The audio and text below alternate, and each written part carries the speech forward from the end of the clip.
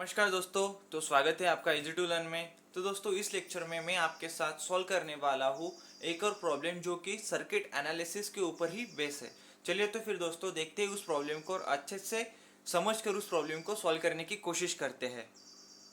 तो दोस्तों ये रहा वो प्रॉब्लम जिसको हमें सॉल्व करना है सर्किट एनालिसिस के थ्रू। ठीक है, तो दोस्तों देखो इस प्रॉब्लम में दिया गया है हमको कुछ गिवन कंडीशन, जिस कंडीशन के लिए हमको कुछ वैल्यू जो है फाइंड आउट करनी है। ठीक है, तो दोस्तों देखो, find an expression for I of T if the switch K is close at T equals to zero. मतलब कि दोस्तों क्या करना है, हमको आई ऑफ टी का इक्वेशन फाइंड आउट करना है if switch K is close at T equals to zero. मतलब कि स्विच के जो है वो क्लोज होगा at condition T equals to zero के टाइम पर। ठीक है, तो उस कंडीशन के लिए हमको क्या करना है, आई ऑफ टी का जो इक्वेशन है वो फाइंड आउट करना है। ठीक है, initially this switch is open switch. ठीक है, but we have to find out the value of I of T for which condition, for close condition, for close switch condition. ठीक है दोस्तों, तो चलिए पहले तो हम सबसे पहले इनिशियल कंडीशन की वैल्यू फाइंड आउट कर लेते हैं हमारे इंडक्टर और कैपेसिटर की। ठीक है, तो दोस्तों देखो फर्स्ट है, फर्स्ट कंडीशन क्या है हमारी, व्हेन स्विच इज ओपन। मतलब कि इसे हम क्या कह सकते हैं, हमारी स्टेडी स्टेट कंडीशन कह सकते हैं। ठीक है, व्हेन स्विच इज ओपन। ठीक है, इसे हम क्या कह सकते हैं, steady state condition, steady state condition. ठीक है, तो दोस्तों देखो इस कंडीशन में हमारी पहली कंडीशन है ये जो हमारी गिवन कंडीशन है। इस कंडीशन में क्या करेंगे, हमारा इंडक्टर जो है वो शॉर्ट सर्किट एक्ट करेगा और हमारा कैपेसिटर जो है वो ओपन सर्किट एज एक्ट करेगा। ठीक है, इसके बारे में मैंने आपके साथ इसके आगे के लेक्चर में अच्छे से डिस्कस किया था। ठीक है, उसके बारे में मैंने आपके साथ वोल्टेज करंट रिलेशनशिप भी देखा था। ठीक है दोस्तों, तो देखो उस वोल्टेज करंट रिलेशनशिप के थ्रू मुझे यहाँ पे लिखना पड़ेगा इस ओपन सर्किट के लिए करंट थ्रू द इंडक्टर क्या होगा, जीरो होगा, because of this short circuited condition. ठीक है, ये क्या हो जाएगा, शॉर्ट सर्किट कंडीशन, मतलब कि इंडक्टर जो है वो शॉर्ट सर्किट की तरह एक्ट करेगा और कैपेसिटर जो है वो ओपन सर्किट की तरह एक्ट करेगा। ठीक है, तो I L zero plus equals to क्या हो जाएगा, जीरो। और वैसे ही कैपेसिटर सी जो है, मतलब कि वोल्टेज वी सी जो है वो क्या एक्ट करेगा, ओपन सर्किट, मतलब कि वो क्या हो जाएगा, जीरो ही हो जाएगा। ठीक है, तो दोस्तों हमारी सेकंड कंडीशन यानी कि उस कंडीशन के लिए, कौन से, हमारी क्लोज कंडीशन के लिए, स्विच की क्लोज कंडीशन के लिए हमको I of T find out करना है। ठीक है, तो दोस्तों देखो हमारी सेकंड कंडीशन है when switch is close at T equals to zero. ठीक है, हमको टी इक्वल्स टू जीरो में स्विच को क्लोज कर इसका एक्सप्रेशन जो है वो फाइंड आउट करना है। ठीक है, तो दोस्तों देखो ये जो स्विच होगा वो क्लोज हो जाएगा और ये जो इंडक्टर है वो उसे जो है इस सर्किट को हम क्या कह सकते हैं, हमारे लैप्लास ट्रांसफॉर्म लगाकर इसको हम सॉल्व करेंगे। नहीं तो हमें इसके इक्वेशन को सॉल्व करना पड़ेगा लैप्लास ट्रांसफॉर्म में, उससे अच्छा हम इसके डायग्राम को ही लैप्लास ट्रांसफॉर्म में कन्वर्ट कर लेते हैं। ठीक है दोस्तों, तो देखो इसको हम लैप्लास ट्रांसफॉर्म में कन्वर्ट कर लेते हैं। तो सर्किट हमारा कुछ ऐसा होगा, देखो our switch is like closed switch.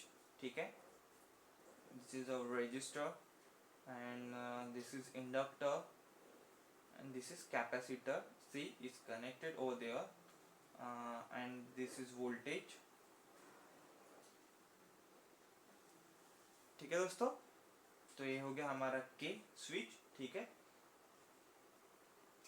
इसको मैं यहाँ पे लिख लेता हूँ one by A square plus one square, यानी कि वन ही होगा। ठीक, क्योंकि हमारा जो वोल्टेज है वो साइन फंक्शन में है और उसका लैप्लास ट्रांसफॉर्म क्या होता है, वन अपॉन ए स्क्वायर प्लस वन स्क्वायर यानी कि वन। ठीक है, तो ये हो गया हमारा वोल्टेज लैप्लास ट्रांसफॉर्म में, ये हो गया के और ये हो गया 2 ओम और ये हो गया यहाँ पे इसको देना पड़ेगा। ठीक है, एस इंटू माइनस प्लस ये क्या हो जाएगा, L I of L zero plus equals to zero. ठीक है, और यहाँ पे है हमारा वन बाय एस, यहाँ पे भी वैसे ही देना पड़ेगा। ठीक है, plus minus V C zero plus upon S, ठीक है, इक्वल्स टू ए क्या हो जाएगा 0, ठीक है दोस्तों।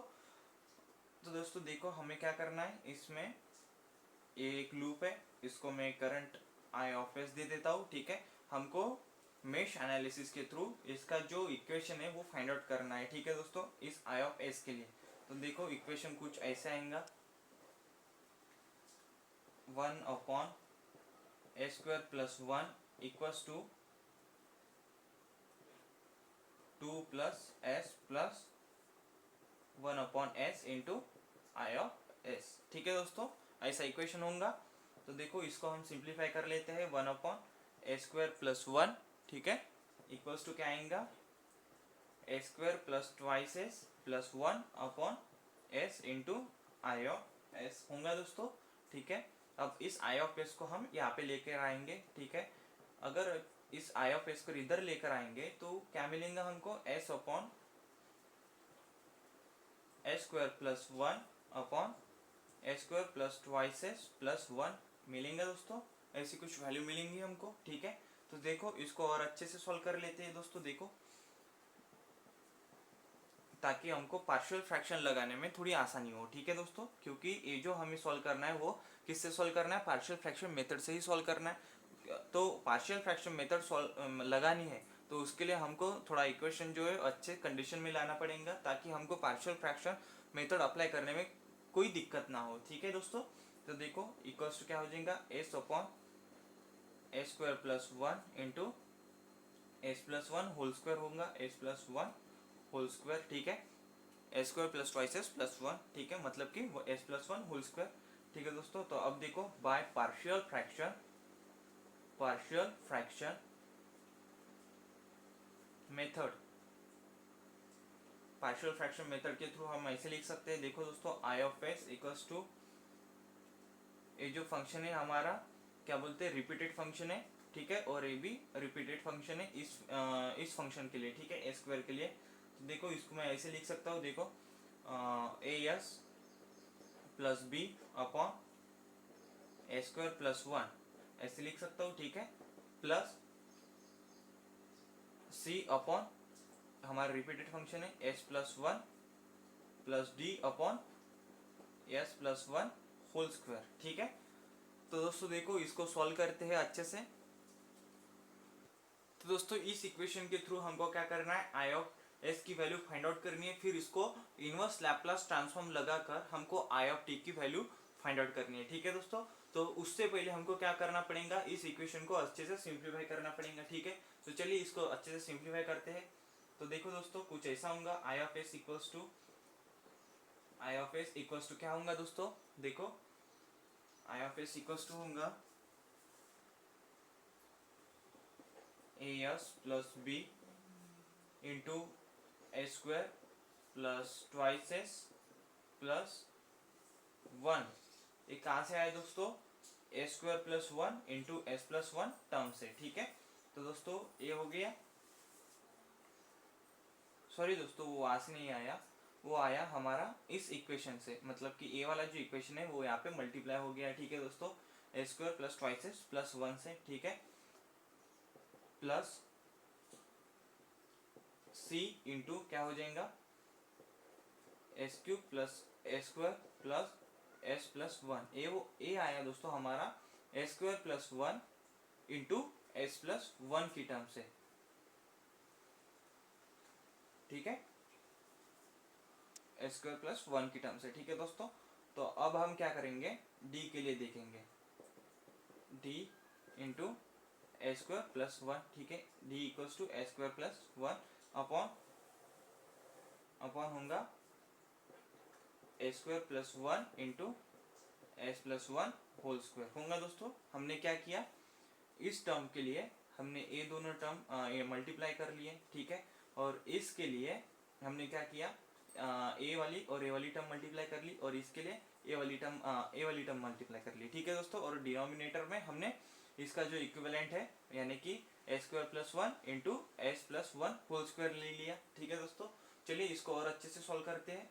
आई ऑफ एस इक्वल्स टू क्या आएगा, फिर आई ऑफ एस इक्वल्स टू आएगा a s³ + 2a s² हमको कुछ नहीं, ए वाली टर्म जो है इसके साथ मल्टीप्लाई करनी है, फिर ए वाली टर्म इसके साथ और ए वाली टर्म इसके साथ, उसको मल्टीप्लाई करके हमको यहाँ पे लिखना है। ठीक है दोस्तों, तो देखो आएगा A S cube plus twice A S square plus A S plus B S square plus twice B S, ठीक है, प्लस बी। ठीक है दोस्तों, अब ये वाली टर्म यहाँ पे मल्टीप्लाई करते हैं, इक्वल्स टू क्या, प्लस क्या होगा, C S cube plus C S square plus C S plus C आएगा दोस्तों। ठीक है, प्लस प्लस क्या आएगा, ए वाली टर्म इसके साथ मल्टीप्लाई कर लो तो आएगा D S square plus D. ठीक है, और डिनोमिनेटर में सेम वही दो टर्म जो यहाँ पे थी, A square plus one into S plus one whole square. ठीक है दोस्तों, तो देखो इसको और अच्छे से सॉल्व कर लेते हैं। आई ऑफ एस इक्वल्स टू क्या आएगा, फिर इसके कोएफिशिएंट जो है, इसका जो है एस क्यूब है, ठीक है, सेम है, तो मैं इसको ऐसे लिख सकता हूँ A plus C S cube plus S square के लिए है, ठीक है, ए है और ए भी है और डी भी है। ठीक है, तो इसको मैं ऐसे लिख सकता हूँ, देखो दोस्तों, twice A plus B plus C plus D into S square plus, अब रह गया हमारे पास एस की टर्म, मतलब कि ए है, बी है, मतलब ट्वाइस बी है, सी है। ठीक है, तो ये होगी हमारी एस की टर्म, तो मैं इसको ऐसे लिख सकता हूँ। ठीक है दोस्तों, देखो ए प्लस ट्वाइस बी प्लस सी इंटू एस प्लस हमारे पास रह गए हमारे सिंगल कोएफिशिएंट बी सी और डी, तो इसको मैं ऐसे लिख सकता हूँ B plus C plus D upon, upon क्या हो जाएगा दोस्तों, अपॉन में हो जाएगा A square plus one into S plus one whole square. ठीक है, अगर दोस्तों हम कंपेयर करेंगे एस क्यूब एस स्क्वायर और एस के कोएफिशिएंट को एंड, ठीक है, तो हमें क्या मिलेगा, देखो इफ वी कंपेयरिंग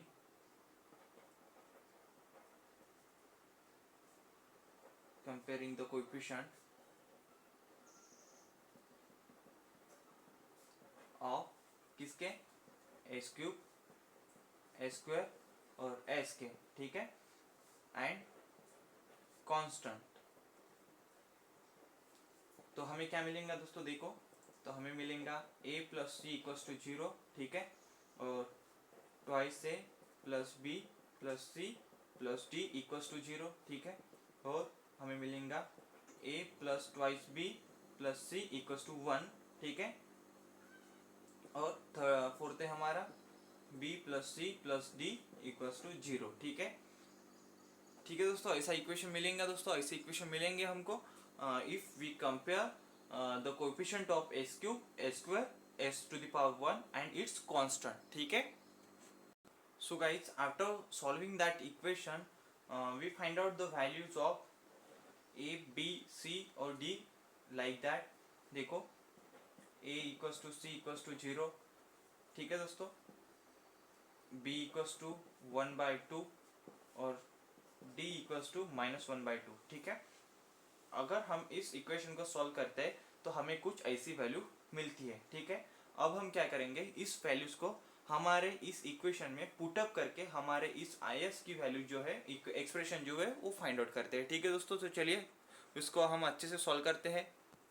तो दोस्तों मैंने क्या किया, यहाँ पे आई ऑफ एस की वैल्यू हमारे एक्सप्रेशन में, आई ऑफ एस जो हमारा गिवन एक्सप्रेशन था जिसे हमने सिंप्लीफाई करके एक एक्सप्रेशन में कन्वर्ट किया था, तो उस एक्सप्रेशन में मैंने क्या किया दोस्तों, हमारे ए जो वैल्यू है ए बी सी और डी की जो वैल्यू है वो मैंने पुटअप कर दी। ठीक है, उसको पुटअप करने के बाद मुझे ऐसी वैल्यू मिली आई ऑफ एस के लिए। ठीक है, तो दोस्तों देखो इस वैल्यू को मैं ऐसे लिख सकता हूँ, आई ऑफ एस इक्वल्स टू 1/2, 1/2 जो है मैं उसका कॉमन ले लेता हूँ। ठीक है दोस्तों, तो 1 अपॉन एस स्क्वायर प्लस 1, ठीक है, -1 upon S plus 1 whole square. ठीक है, तो ऐसी कुछ वैल्यू मिलेंगी दोस्तों मुझे आई ऑफ एस के लिए। ठीक है, तो अब मुझे क्या फाइंड आउट करना था, हमारे एक्सप्रेशन में, हमारे इक्वेशन में, गिवन इक्वेशन में क्या फाइंड आउट करना था दोस्तों, हमें आई ऑफ टी की वैल्यू फाइंड आउट करनी थी। ठीक है, तो आई ऑफ टी की वैल्यू हमें फाइंड आउट करना है, तो उसके लिए हमको क्या करना पड़ेगा, इस इक्वेशन को इनवर्स लैप्लास ट्रांसफॉर्म लगाना पड़ेगा। ठीक है, तो देखो taking Laplace inverse, then we get क्या मिलेगा दोस्तों, इसको अगर लैप्लास इनवर्स लगा दिया तो देखो I of T equals to 1/2, ये क्या हुआ sine T minus T into E to the power minus T होगा दोस्तों, T into the power minus T. तो दोस्तों ये हो गया हमारे करंट की वैल्यू, ठीक है, आई ऑफ टी की वैल्यू जो हमें फाइंड आउट करनी थी, ठीक है, eight which for which condition, हमारे क्लोज स्विच के कंडीशन में एट टी इक्वल्स टू 0 के लिए, ठीक है। तो उसके लिए हमने हमारी जो वैल्यू है वो फाइंड आउट कर ली, ठीक है। चलिए तो फिर मिलते हैं दोस्तों नेक्स्ट लेक्चर में, धन्यवाद।